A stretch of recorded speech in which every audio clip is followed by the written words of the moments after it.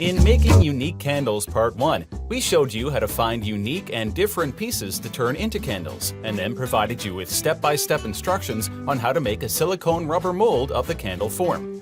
In this video, we'll show you how to place the wick and cast your candle mold in traditional beeswax. We use beeswax because it's obtained from a natural, renewable resource.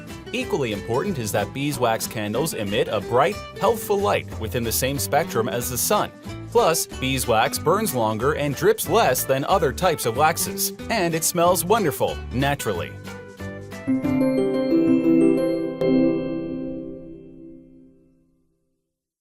Hello from Environ Molds. Welcome to Part 2 of our unique candle making video.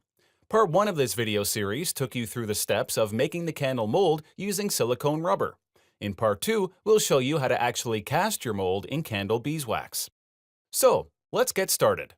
For equipment and materials, you will of course need about 8 ounces or 226 grams of beeswax, a double boiler or similar to melt the beeswax in, a ladle to pour the wax, an X-Acto knife or box cutter, some craft sticks, candle wicks, an awl to make a hole for the wick in the mold, and scissors to cut the wicks.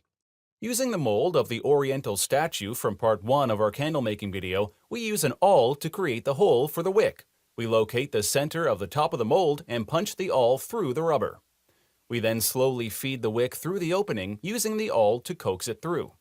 It is important that the opening be tight to prevent the hot melted wax from leaking out, so it takes a bit of effort to feed the wick through the opening. But once it's through, we reach for it on the inside of the mold and pull it all the way through to the bottom of the mold.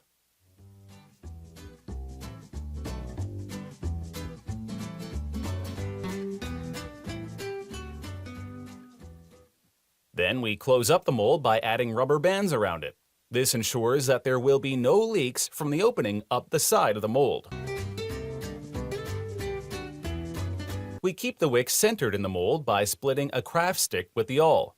We slide the wick in between the partial split in the craft stick. The pinching action holds the wick tightly in place as we center it in the mold opening.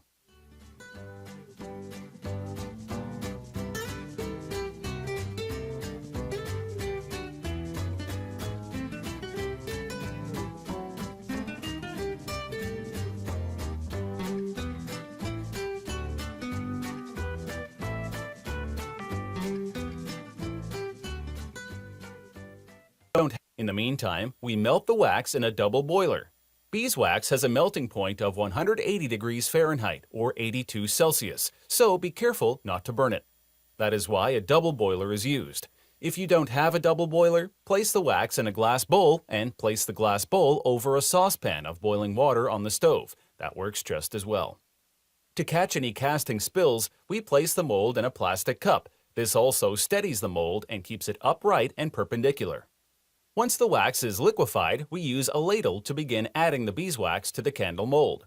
For this mold, we used about 4 ladles worth of wax to fill it. If you spray the ladle with PAM before you start, the wax is so much easier to remove when it solidifies.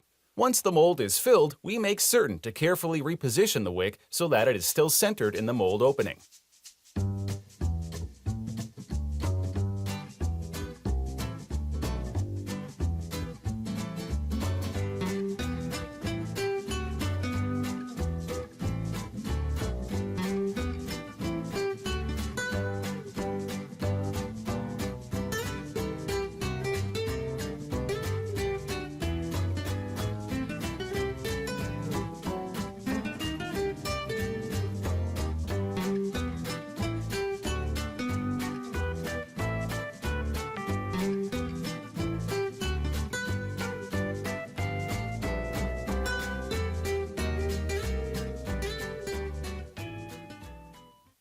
We then tap the sides of the mold to help release any trapped air. This allows most air bubbles to float to the top of the mold opening. Air bubbles will cause surface blemishes, so we don't want any. The mold is then set aside to allow the wax to solidify. We normally wait overnight, but the setting can be hurried by placing it in the refrigerator. Here it is the next day. Now that the wax is hardened, it's time to demold. We lift the mold out of the container and remove all the rubber bands holding it closed. Note how brittle the solidified beeswax is now. That is why we must be very cautious in demolding, as we do not want to damage the candle by putting too much pressure on it in the removal process, as it can snap the newly formed candle.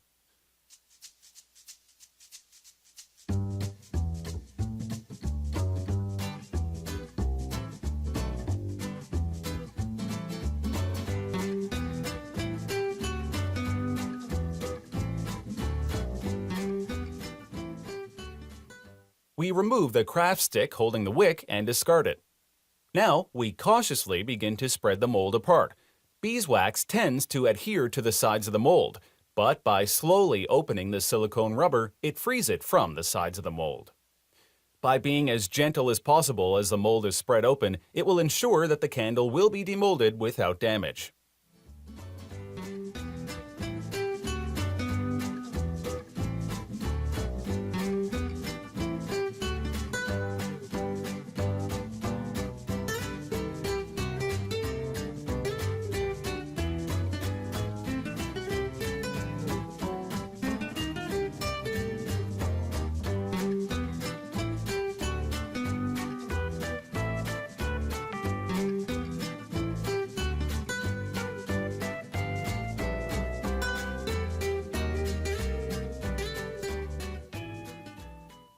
Now that the unique wax candle is freed from the mold, all that remains is to trim a bit of wax from the bottom so that it can stand without falling, and of course, trimming the wick ends.